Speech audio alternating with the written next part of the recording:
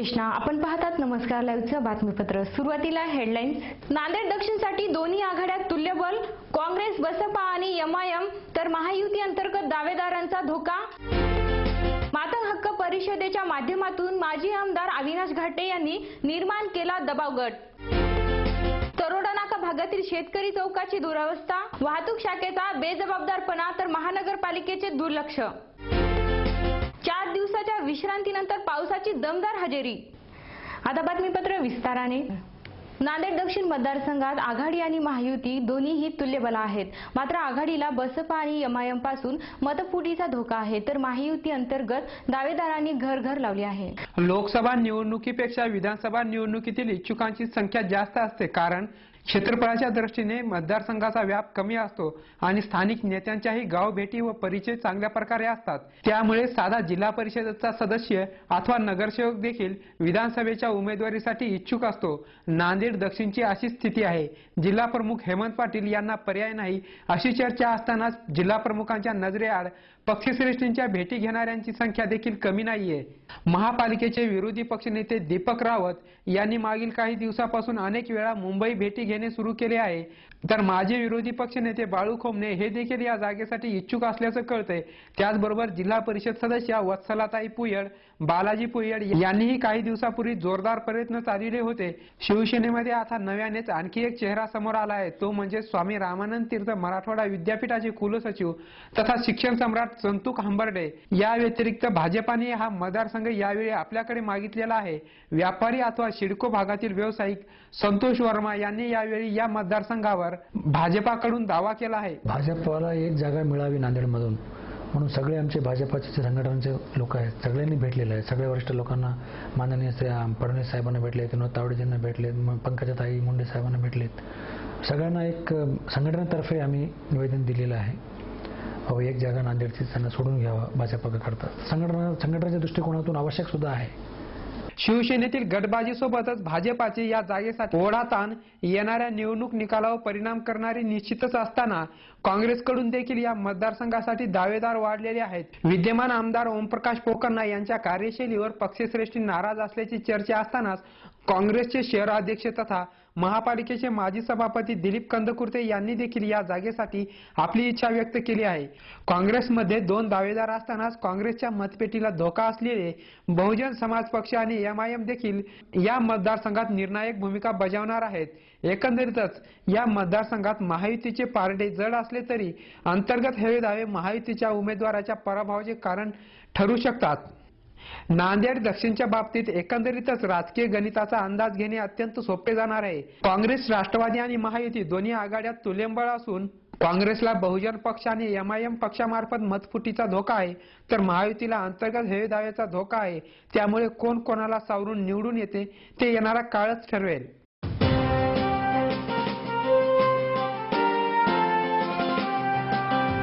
माजी आमदार अविनाश घाटे यांनी मातंग आरक्षण हक्क परिषदेच्या माध्यमातून पुन्हा एकदा आपले अस्तित्व दाखवले असून विधानसभा निवडणुकीच्या पार्श्वभूमीवर मातंग समाजाच्या मताचे भांडवल करत आघाडी आणि महायुती दोघांचेही दरवाजे ठोठावले आहेत। आगामी विधानसभेच्या पार्श्वभूमीवर मातंग समाजाने आपल्या आरक्षणाचे हत्यार उपसले असून आचारसंहिता लागू झाल्यानंतर या समाजाच्या नेत्यांनी आरक्षणाबाबत ठोस भूमिका घेत आपली बाजू मांडली आहे। जो राजकीय पक्ष मातंग समाजाच्या आरक्षणाबाबत सकारात्मक प्रतिसाद देईल अशाच राजकीय पक्षाला या समाजाची मते मिळणार आहेत, असे या नेत्यांनी स्पष्ट केले आहे की जो मातंग की बात करेगा वही महाराष्ट्र में राज करेगा। मातंग समाजातील काँग्रेसचे नेते माजी आमदार अविनाश घाटे यांनी देखील याबाबत आपली ठोस भूमिका जाहीर केली असून येणाऱ्या विधानसभेत कोणासोबत राहायचे याबाबत 25 सप्टेंबरला निर्णय कळू असे म्हणत एक प्रकारे काँग्रेस पक्षाला मुखेल भागातून इशारा दिलेला आहे। समाज आजपर्यंत काँग्रेस आणि राष्ट्रवादीच्याच मागे होता आणि तो आता भविष्यकाळामध्ये आता समाज काय निर्णय घेईल याच्याविषयी मी सुतवाच करणार नाही। आता समाजातले आमचे जे काही संघटना चालवणारे किंवा समाजाचं काम करणारे आमचे नेते मंडळ आहेत सगळे महाराष्ट्रातले, हे सर्व एकत्रितपणे येऊन याच्याबद्दल निर्णय घेतात। नाही, आज आरक्षण देणार असं कोणी आमच्या बाबतीमध्ये या ठिकाणी म्हटलेलं नाही।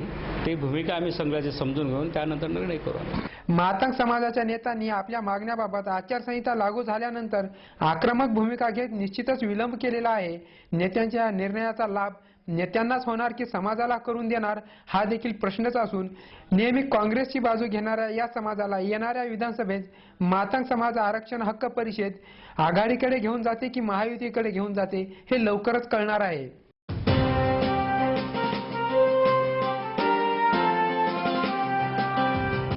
वेळ झाली आहे छोट्याशा विश्रांतीची. तुम्ही पाहत राहा नमस्कार लाईव्हचं बातमीपत्र. घर बांधकाम, हॉटेल, मॉल, महाविद्यालय, बंगलो तसेच रुग्णालय बांधकामासाठी लागणारे vitrified tiles, wall tiles, granite, Kadappa, sanitaries item, तांडून मिळण्याचे एकमेव ठिकाण म्हणजे सारडा ग्रेनाइट्स अँड मार्बल. घराच्या सुशोभीकरणासाठी बाथरूम, टॉयलेट, पार्किंग, किचनवटा आदींची उभारणी मार्बल शिवाय होणार कशी? त्यासाठी संपर्क करा Sarda granites and marble, Vidyutnagar Nanded, तसेच गुंडेवार पेट्रोल पंपाजवळ आनंदनगर नांदेड. संपर्क 9423 03 50 35. नांदेडच्या खवय्यांसाठी शुद्ध शाकाहारी आणि रुचकर भोजनाची उत्तम व्यवस्था.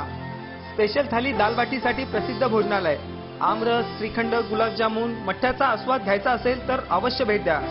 खमंग, चटपटीत आणि रुचकर जेवणासाठी सुंदामाता भोजनालयाशिवाय पर्याय नाही. सुंदामाता भोजनालय, जुना मुंडा, नांदेड. शुभेच्छा पाठवा सुंदर बुकेसह. संपूर्ण भारतात आणि 190 देशात कुठेही बुके पाठवण्याची सोय फक्त फ्लॉवर अँड फ्लॉवर्सवर. Bouquet, stage decoration, room decoration आणि कार डेकोरेशनचे सृजनशील नाव flower and flowers, centre point, Shivajinagar, Nanded. संपर्क 73 50 62 56 56. प्रत्येक समारंभाची रंगत वाढवतात ती फुलं आणि फुलाची रंगत वाढवतात flower and flowers. Wooden, ceramic आणि ग्लास फ्लॉवर पॉटसाठी तसेच स्टेज डेकोरेशन, रूम डेकोरेशन आणि कार डेकोरेशनसाठी संपर्क करा flower and flowers, Shivajinagar, Nanded. संपर्क 73 50 62 56 56. विश्रांतीनंतर पुन्हा एकदा आपलं स्वागत. कर्तव्यावर दुर्लक्ष करणारी वाहतूक शाखा आणि शहरातील पुतळ्याकडे कानाडोळा करणाऱ्या महानगरपालिकेचा कारभार पुन्हा एकदा चव्हाट्यावर आला आहे. तरोडा नाका भागातील शेतकरी चौकाची झालेली पडझड ही त्याचंच एक उदाहरण आहे. समाजातील किंवा शहरातील पुतळे हे वैचारिक समाजाचे लक्षण असते. त्या त्या भागातील पुतळ्यावरून समाजाच्या विचारांचा कल आणि खोली दिसून येत असते. म्हणून समाजाच्या संवर्धनासाठी पुतळ्याची उभारणी करणे अत्यंत आवश्यक आहे. नांदेड शहरात ठिकठिकाणी पुतळे उभारण्यात आले आहेत. ही नांदेडकरांसाठी नक्कीच अभिमानाची बाब आहे.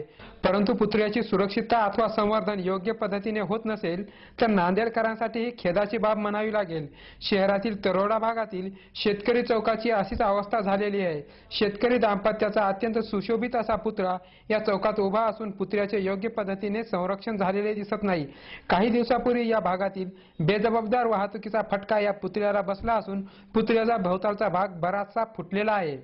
आपण आहोत आता नांदेड शहरातील तरोडा नाका भागातील शेतकरी चौकामध्ये. या चौकामध्ये शेतकरी दाम्पत्याची अत्यंत सुशोभित अशी कलाकृती आपल्याला दिसते. परंतु या कलाकृतीला नियमबाह्य आणि बेकायदेशीररित्या वाहतुकीचा अडथळा आलेला आहे. मोठ्या वाहनाने मागील 2 दिवसापूर्वी या कठड्याला धडक देऊन कठडा पाडलेला आहे. येथे कोणत्याही प्रकारचे वाहतूक पोलीस अधिकारी किंवा कर्मचारी उपलब्ध नसल्यामुळे वाहतुकीची नेहमीच येथे कोंडी होते आणि त्यामुळे असे प्रकार घडत आहेत. नांदेड शहर महानगरपालिका अथवा वाहतूक शाखेचे याकडे दुर्लक्ष आहे. आता तरी नांदेड महानगरपालिका अथवा वाहतूक शाखा याकडे लक्ष देईल का? या ठिकाणी वाहतूक शाखेने वाहतूक पोलिसाची नियुक्ती केलेली असताना देखील अनेक वेळा वाहतूक कर्मचारी कर्तव्यावर उपस्थित नसतात. त्यामुळे असे प्रकार घडून येतात. नांदेड महापालिका अथवा वाहतूक शाखा याकडे लक्ष देऊन पुतळ्याच्या संरक्षण कठड्याचा फुटलेला भाग बांधतील का अथवा असे प्रकार घडू नयेत यासाठी मजबूत संरक्षण कवच उभे करतील का हा प्रश्न आहे.